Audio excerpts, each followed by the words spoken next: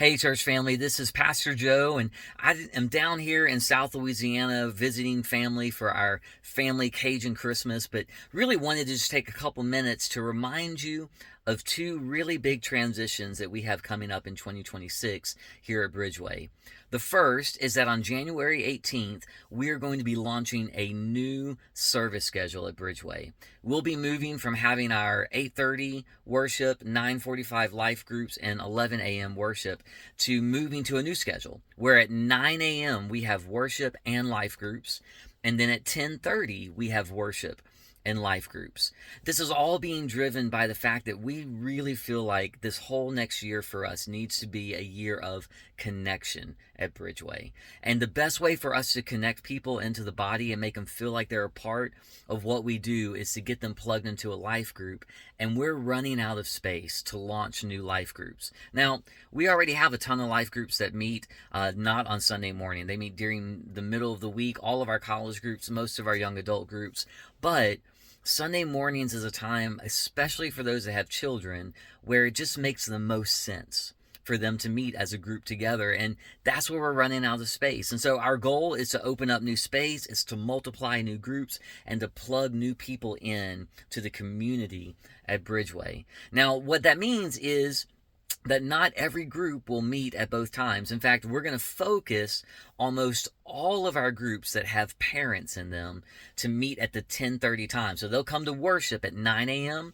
and then at 10:30 we'll have life groups for parents of infants, toddlers, preschool, elementary, middle school, and high school students. Most of our other adult life groups that don't have children will meet at 9 a.m. for life group and then go to worship at 10:30. Now, that's not universal, and it's also not unchangeable. That part of what our staff is going to do is watch over the course of the spring how this works and see, hey, what works, what doesn't, what do we need to change heading into next fall, and what is working just fine, and we can keep that going.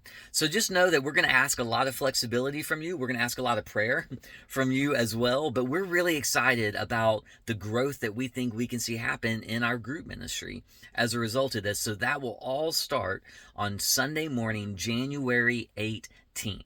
Together. The second big transition we have coming up, church family, is one that you've heard about, but most of you know, and if you don't, this will maybe kind of cue you in, that Pastor Grant will be going part-time beginning January 1st.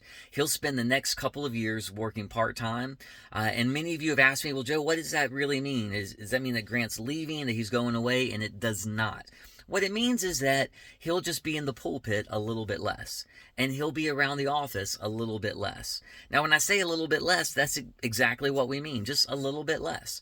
This is beginning a process of heading towards the next season of life for he and for Lori. It's not going to be sudden. It's not going to be all at once.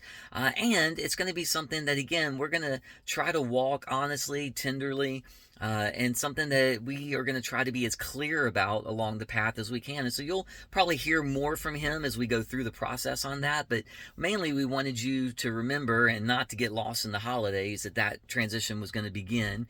And two, we wanted you to know that as you have questions about it, don't be afraid to ask. Talk to Grant. Talk to me. Ask one of our elders, and we'll do the best we can to tell you everything that we can as we walk through that process. But we also want you to be praying for he and Lori as they begin. That's a tender journey to begin the process of letting go, especially for someone who has pastored so faithfully here in Starkville over the last couple of decades. And so we want you to be praying for them and know that they're still going to be here. Grant and I will still be working together, planning our sermon series, meeting together, talking, praying together every single week about God's direction for our church. He'll be sitting around the elder table with our elders every single month, helping us lead our church, care for our church, shepherd our church. So like I said, he'll be in the pulpit a little bit less, and he'll be around the office a little bit less. But that's the biggest part of what that's going to mean right now. We wanted you to know about those transitions. We wanted to remind you of them during a busy season of Christmas and New Year's. But mainly, church family, we want you to know we're excited for 2026. We think it's going to be a year of watching God just continue to do more than we could ever imagine, to help us to reach new people, to build gospel bridges out, to connect those who are far from God but close to us, to the gospel of Jesus Christ and teaching each other what it means to follow him every day of our lives. I love you, church family. I'm excited for this new year, and I'm excited to be back with you on Sunday to preach through Matthew chapter 2 and the epiphany of the wise men coming to see Jesus after Christmas. Love you. I'll see you Sunday morning. If you have any questions, feel free to let me know. Bye.